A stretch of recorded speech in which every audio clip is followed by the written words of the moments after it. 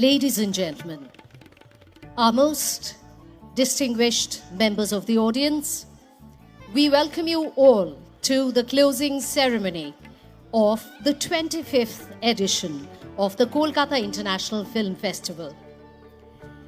1 week has gone by in a flash, and yet it has generated myriad memories for all participants and stakeholders of cinema. The 25th year, the magic milestone of 25 has been reached, and it goes without saying that this indeed has been a very special edition of the festival. As we all know that the great thespian Amitabhbachchan ji is one of the greatest supporters of this festival, one of our greatest inspirations. Due to health issues, unfortunately, he could not attend this year's opening ceremony. But such is the level of his commitment to this festival that he has sent us a recorded speech. We are privileged indeed, ladies and gentlemen, to commence the closing ceremony with the words of the one and only Amitabhbachchan. Namaskar, this is Amitabhbachchan. On the 8th of November 2019 was the inauguration of Kiff in one of my most favorite cities, Kolkata, at the kind invitation of Chief Minister Mamta Di. Unfortunately, due to certain circumstances, I was unable to be there. But since I had prepared a speech, I thought it only apt to read it out to you and hope that you will forgive me for my absence. Mananiya Mukhyamantri Mamta Di, respected members, colleagues on the dais, distinguished guests, ladies and gentlemen, pranam, namaskar. Especially a special namaskar to all the people of Kolkata for their continued love and affection and for their renowned welcome passion. Thank you. This passion is unmatched anywhere in the world. So I want to say again to you, Onek dhanyavad. Thank you, Mamta Di, for your persistence in inviting me to this prestigious Kolkata International Film Festival, yet again. And my wishes and greetings to you and the film fraternity on the Silver Jubilee celebration of Kiff. For Jay and me, coming to this wonderful city has always been like the proverbial homecoming. Kolkata gave me my first ever job in the corporate world and gave Jaya her first film career, beginning when she worked in Manikda's memorable Mahanagar. A film that, in retrospect, has been applauded for its feminist theme, an aspect which, along with other sentiments, has truly reflected the secular spirit of India, inclusiveness, plurality, and equality. Every time I get invited by Mamta Di, I am reminded of a Bengali nursery rhyme that I have adapted to suit my need today. So instead of one's maternal uncle's residence, I have replaced it with a sister's welcoming home. Tai, tai, tai, didir badi jai, didir badi bhari moja, kil chor nai. During my past visits to Kiff, we have spoken about the somewhat unknown creative contributions to cinema from Bengal. But I feel today there is a need to speak of two other most essential aspects: the role of cinema in the ever-growing digital space and the memorable contribution of several early women forerunners in the areas of production, direction, music composition, playback singing, and, believe it or not, even complicated stunts. As audience tastes rapidly move towards fresh digital content and online streaming, it would be most worthy to reflect on the core fact that films were primarily made for entertainment, drawing large audiences to the big screen. So, what does the future hold? With the allure of cinema, watched in movie halls, soon to be nostalgic memory triggered by the smell of butter in the popcorn, will big studios gobble each other up? Will smaller movies struggle to survive and big brand titles tank at the box office?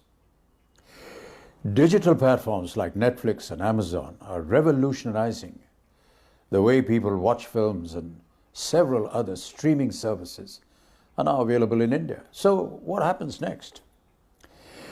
Can classics like Gone with the Wind or Mughal-e-Azam be watched on the small screen with the same excitement that had originally made them blockbusters? Can the magic of Satyajit Ray's trilogy or his classic Jalasagar be captured with the same amount of sensitivity on a small laptop or on a mobile phone?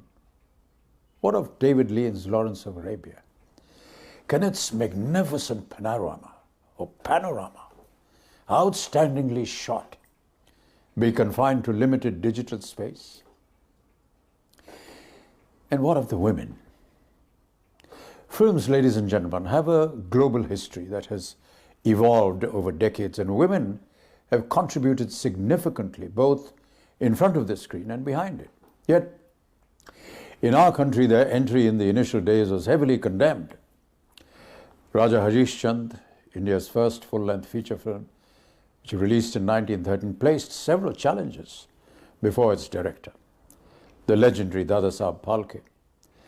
The biggest being the search for a female lead.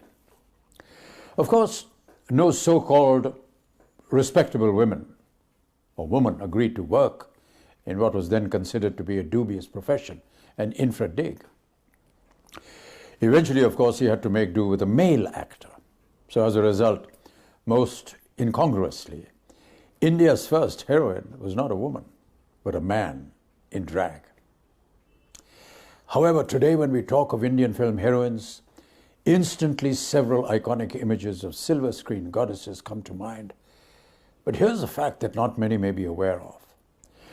The tradition of women working as much in front of the camera as behind the scenes goes way back to the silent era. Fatima Begum was the first woman to break the male barrier and establish herself as a top-notch actor, writer, producer, and a director. In 1926, she started her own production company. Her production house was called Fatma Films, which was later renamed Victoria Fatma Films, and in a sense paving the way for other women to make their mark. Then there was Gohar, not to be confused with Gohar Jan of Calcutta, the high-flying courtesan with Armenian origins. This Gohar Qayyum Mamajiwala was a major star of the silent era, popularly known as Glorious Gohar. She started her career at the age of 16. And then with Jagdish Pasta, Chandulal Shah, Raja Sando, and cameraman Pandurang Nayak, started the Sri Sound Studios, originally sung as a Jag Mohana or a devotional bhajan chanted in praise of Lord Krishna's birth. It became an integral part of K. Asif's magnum opus, Mughal-e-Azam. While Amirbai and Zorabai, Ambalewala, Ambalewala, enjoyed huge popularity as early playback singers. Shamshad Begum was already a big name in the newly formed All India Radio, or AIR, that had emerged as a major performing site in the 1930s. Shamshad Begum became a star of playback singing through the better part of the 1940s, along with Noor Jahan, the undisputed diva of pre-partition Indian films. Noor Jahan, rendering her own playback in hit films. Born in Kasur in 1926 into a family of musicians, she too had a Calcutta connection and had moved here with her sisters in the early 30s, where her abundant talent was nurtured by a number of acknowledged masters of music. After the partition, she decided to move to Pakistan and was given the honored title of Malika-e Tarannum. Her rendering of Faiz' Nazam मुझसे पहली सी मोहब्बत मेरे महबूब न मान. It remains an evergreen classic even today. Again in the 1930s, this city of Calcutta, saw yet another indefatigable superstar.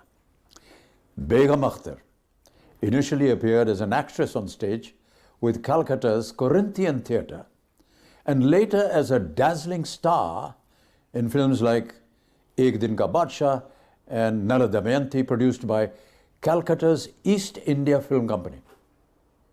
Hailed as a popular artist with the Megaphone Company, the stupendous success of a 78 RPM recording of the ghazal by Behzad Lakhnavi, Diwana Banana Hai To Diwana Bana De, made her an overnight melodic sensation.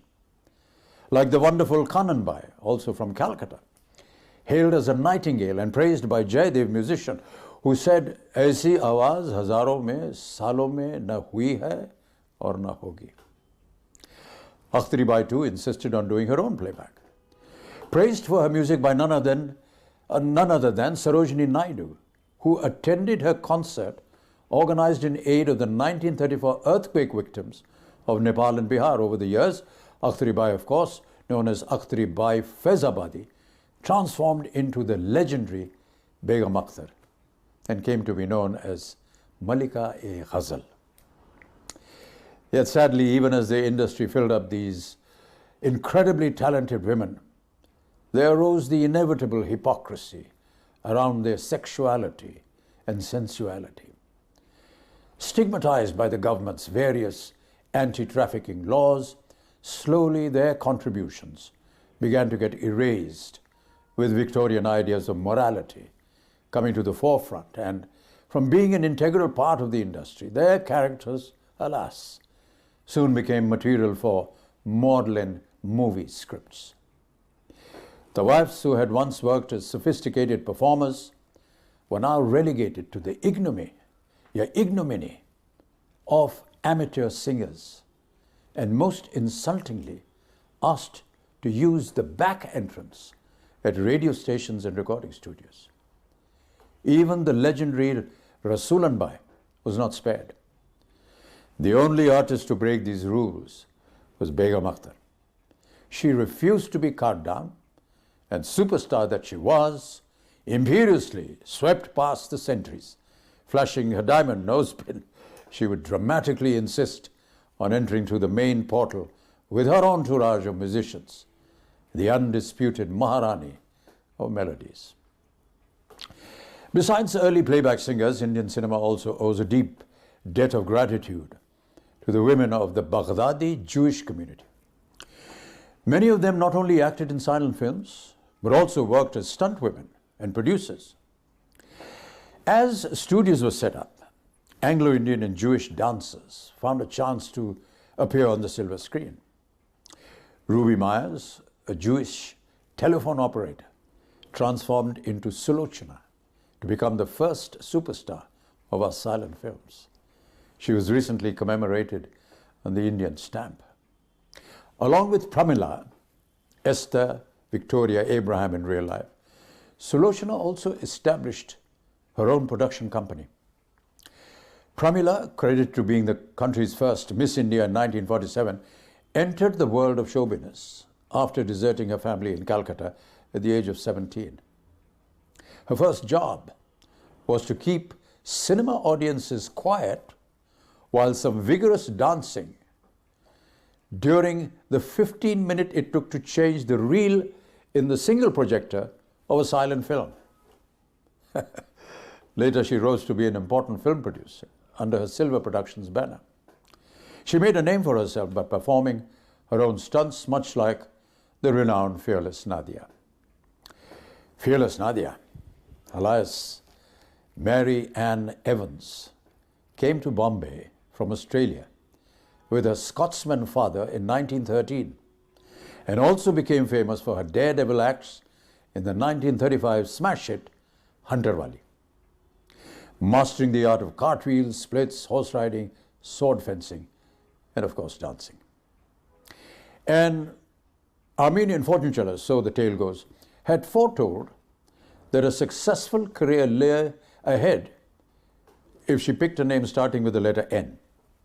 So she chose Nadia because, as she later revealed in an interview, it sounded exotic. She was finally introduced to Hindi films as a slave girl in Desh Deepak by Jamshed Wadia, the founder of Wadia Movietone. She represented a profound shift in the way women were depicted in Indian cinema, usually as vamps, virgins, or victims. Frequently portrayed as a woman fighting injustice, fearless Nadia was certainly the precursor by several decades to the angry young man. How can we forget the gorgeous Devika Rani, related to Rabindranath Tagore through her paternal grandmother, Sukumari Devi, which I'm not entirely sure of, but that's what they say, who was the Nobel laureate's sister, as they say. A popular star, she co-founded the iconic Bombay Talkies, along with her husband Himanshu Rai in the year 1934, to produce around 100 films. Initially assisting in costume design and art direction in Rai's experimental silent film, A Throw of Dice, she soon began appearing in lead roles.